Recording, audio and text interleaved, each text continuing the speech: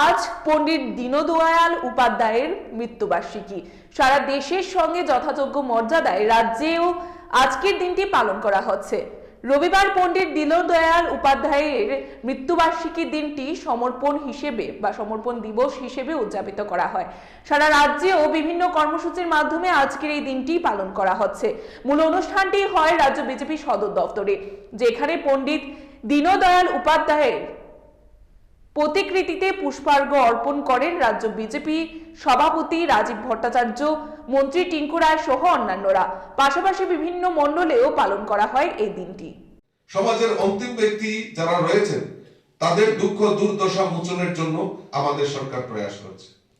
বিভিন্ন প্রকল্প, আমরা যদি এই রাজ্য সরকারের বিভিন্ন প্রকল্পগুলি আমরা পর্যালোচনা করি, তাহলে আমরা বুঝতে পারবো যে আমাদের সেই একাত্মক মানববাদের যে দর্শন, সেই দর্শনের উপর ভিত্তি করে আমাদের সরকার পরিচালিত হচ্ছে।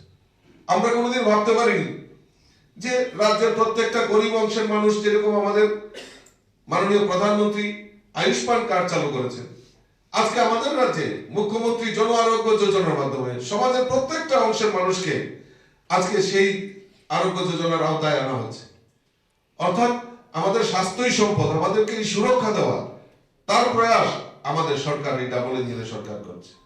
আজকে প্রত্যেক সামাজিক ভাতা বৃদ্ধি করা, সমাজের গরিবদেরকে সহায়তা করা, এবং বিভিন্নভাবে সেই কৃষি ক্ষেত্রেই হোক আর সমস্ত ক্ষেত্রেই হোক, আমাদের এই রাজ্যের সরকারও এই সমাজের অন্তিম ব্যক্তিদেরকে ফিরে মূল স্রোতে ফিরিয়ে আনা, চাহে জনজাতি হোক, পাহাড়ি হোক, বাঙালি হোক, সমস্ত অংশের মানুষের জন্য যে প্রয়াস আমাদের সরকার করছে, তার মূল যে চাবিকাঠি, মূল যে দর্শন, সেটা আমাদের একাত্মক মানববাদ থেকে নেওয়া।